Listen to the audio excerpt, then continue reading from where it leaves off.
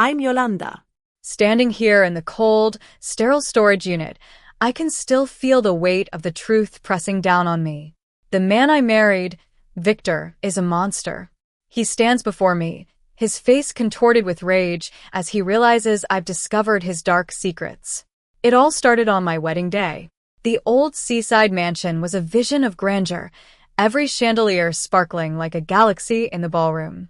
I was supposed to be the happiest bride, marrying into a life of stability and wealth.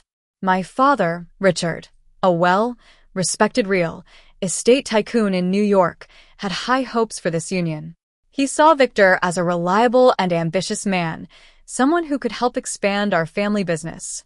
But as I stood in the marble restroom, looking at myself in the mirror, I couldn't shake the feeling of doubt and grief.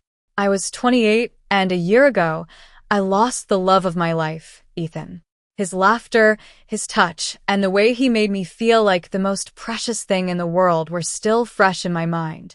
He died in a car accident on the highway, and the memory of that night haunted me every day. Now, here I was, about to marry Victor, a man who had been by my side during my darkest days. He was patient, kind, and seemed to understand my pain. But as I stared at the ring on my finger, a simple platinum band with a small diamond, I knew it wasn't the ring Ethan would have chosen. Ethan once told me I was the most beautiful gem he'd ever known, and no diamond could compare to me. Just then, the restroom door creaked open. An older man in a waiter's uniform stood behind me in the mirror. His gray hair was neatly trimmed, and his eyes were steady, as if he had a purpose for being here.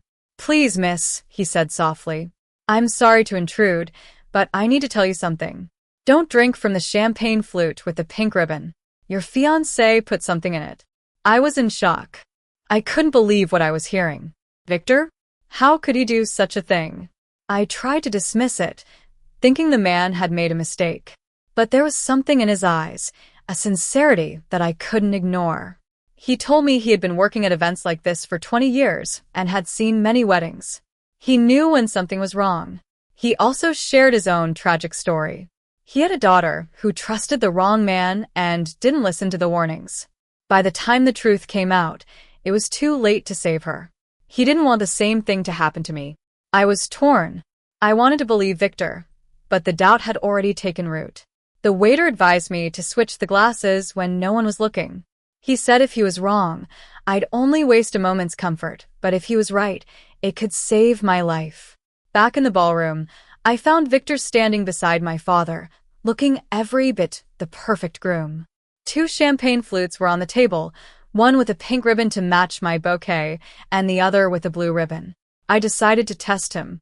I casually mentioned an old superstition about newlyweds switching glasses for a long, happy life. Victor's reaction was immediate. He stopped me from reaching for the blue flute, insisting that everything should be done according to tradition.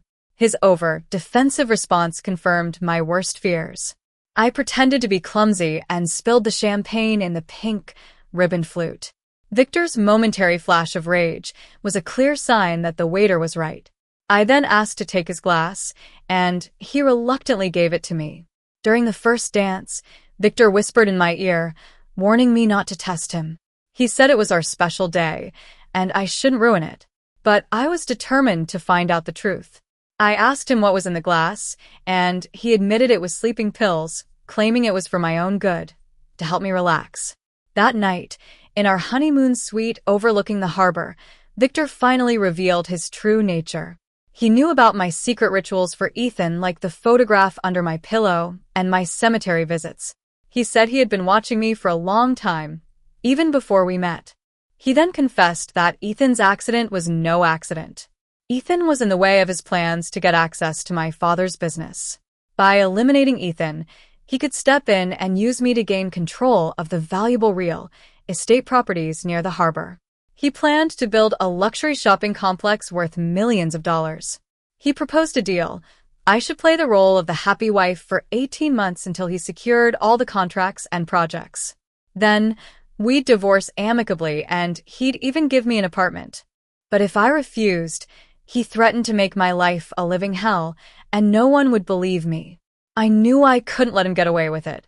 I pretended to agree, but inside, I vowed to expose him. Weeks into our marriage, while Victor was away on business trips, I started searching his office. In a locked cabinet, I found a thin envelope with a date on it. Inside were crime-scene photographs of Ethan's car accident. There were also notes about different ways to eliminate Ethan, like tampering with the traffic lights or the brake lines. Behind the photographs was an address of a storage unit. One night, I took a taxi to the warehouse district on the outskirts of the city. The place was quiet and industrial, perfect for hiding secrets. I used the key I had stolen from Victor's desk to open the unit. Inside, I found files filled with surveillance photos of my apartment and Ethan's daily routines. There were also lists of contacts, phone numbers, and payments related to his death. It was clear that Victor had a network of people involved in his scheme. I took out my phone and started taking pictures of all the evidence. This was the proof I needed to bring him down. But just as I was about to leave, Victor appeared in the doorway. He was furious, realizing I had discovered his secrets. He lunged at me, trying to grab my phone. He threatened to kill me if I didn't give it to him. But just then, the storage unit door burst open. A man I recognized as the waiter, whose name I later learned was Mr. Thompson, rushed in with two plainclothes officers. Mr. Thompson was actually an undercover detective. He had been building a case against Victor for months, and my discovery of the evidence was the final piece they needed. Victor's confession on camera sealed his fate. The following months were a blur of interviews with detectives, depositions, and sleepless nights. The case against Victor was airtight. The prosecution presented all the evidence, from the surveillance photos to the payment ledgers and his own recorded confession. In the courthouse, as the verdict of guilty on all counts was read, I closed my eyes. There was no sense of triumph or joy. Justice had been served, but I couldn't get back what I had lost. Ethan was still gone, and the pain of his loss would always be with me. Victor was sentenced to 15 years in federal prison. As he was led away in handcuffs, I felt a strange sense of emptiness. My father, who had trusted Victor so much, was heartbroken. He blamed himself for bringing Victor into our lives, but I told him it wasn't his fault. 6 months have passed since then. I'm standing at Ethan's grave, holding a bouquet of his favorite flowers. I've moved to a small apartment near the river. It's a place where I can find peace. I've started volunteering with a foundation that helps families who've lost loved ones in traffic accidents. It's hard, but it gives my pain a purpose. I've also met someone through the charity. His name is Lucas. He's an artist, and he's kind and gentle. We're just friends for now, but it's nice to have someone who listens without judgment. I know that love doesn't end with loss. It changes, and it becomes a part of me that helps me move forward. I'll always love Ethan, but I'm also ready to embrace the new life that lies ahead. From the pieces of my broken heart, I'll build something real and true.